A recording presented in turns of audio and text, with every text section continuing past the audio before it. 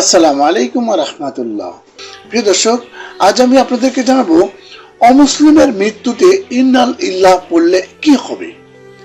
এটি জানা আমাদের প্রত্যেক মুসলিমের জন্য খুবই গুরুত্বপূর্ণ, তাই সবাইকে মনোযোগ সহকারে শেষ পর্যন্ত সঙ্গে থাকার জন্য বিশেষভাবে অনুরোধ করছি।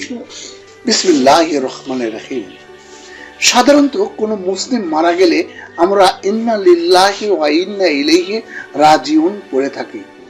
এর বাংলা অর্থ হলো নিশ্চয়ই আমরা আল্লাহর কাছ থেকে এসেছি এবং আমাদেরকে তার কাছেই ফিরে যেতে হবে। অমুসলিমের মৃত্যুতেও ইন্না লিল্লাহ বলা যাবে, কারণ প্রত্যেককে আল্লাহর নিকটে ফিরে যেতে হয়। তাই অমুসলিমের মৃত্যুতে ইন্না লিল্লাহ বলতে কোনো অসুবিধা নেই। এমনকি কোনো অমুসলিম প্রতিবেশী বা উপকারী মারা গেলে তার জন্য ইসলামের সমবেদনা প্রকাশ করারও অবকাশ আছে। এক্ষেত্রে তার পরিবারস্থ লোকদেরকে সান্ত্বনা দেওয়া বা তাদের সহযোগিতা করা যাবে। তবে অমুসলিমের মৃত্যুতে তাদের জন্য ক্ষমা প্রার্থনা করা যাবে না। মুসলিম উম্মার কোনো ফকিহ বা আলেমের এ বিষয়ে কোনো ভিন্ন মত নেই, কেননা আল্লাহ তাআলা পবিত্র কোরআনে ইরশাদ করেছেন, নবী ও ঈমানদারদের পক্ষে মুশরিকদের জন্য মাগফিরাতের দোয়া করা সঙ্গত নয়। এটি সূরা তাওবার 113 নম্বর আয়াতে বলা হয়েছে। তাদের জন্য দোয়া করতে নিষেধ করা হলেও তাদের মৃত্যুতে গালি দেওয়া কিংবা জাহান্নাম কামনা করা কোনো হাদিস দ্বারা প্রমাণিত নয়।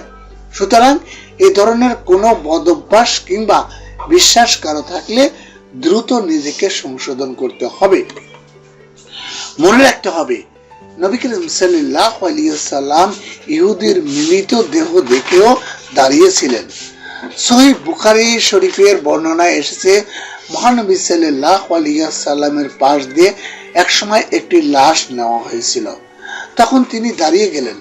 তাকে বলা হলো, এটা তো এক ইহুদির লাশ। তখন তিনি বলেন, তা কি প্রাণ নয়? এটি বুখারী শরীফের হাদিস নম্বর 1250। উল্লেখ্য, ইন্নাল ইল্লাহ শুধু মৃত্যুর খবরে নয়, যে কোনো বিপদ মুসিবত পড়া যায়। এটি আল্লাহ তাআলাকে স্মরণ করারও বড় মাধ্যম। পবিত্র কোরআনেই এর উল্লেখ রয়েছে। ইরশাদ হয়েছে, যারা তাদের উপর বিপদ আসলে বলে, আমরা তো আল্লাহরই, আর নিশ্চয়ই আমরা তার দিকেই প্রত্যাবর্তনকারী। এটি সূরা বাকারার 156 নম্বর আয়াতে বলা হয়েছে।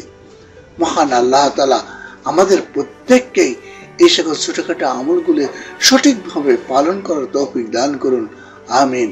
প্রিয় দর্শক, যদি আমার ভিডিওটি ভালো লেগে থাকে তাহলে অবশ্যই চ্যানেলটি সাবস্ক্রাইব করবেন এবং ভিডিওটি শেয়ার করবেন। সবাই ভালো থাকবেন। আল্লাহ হাফেজ।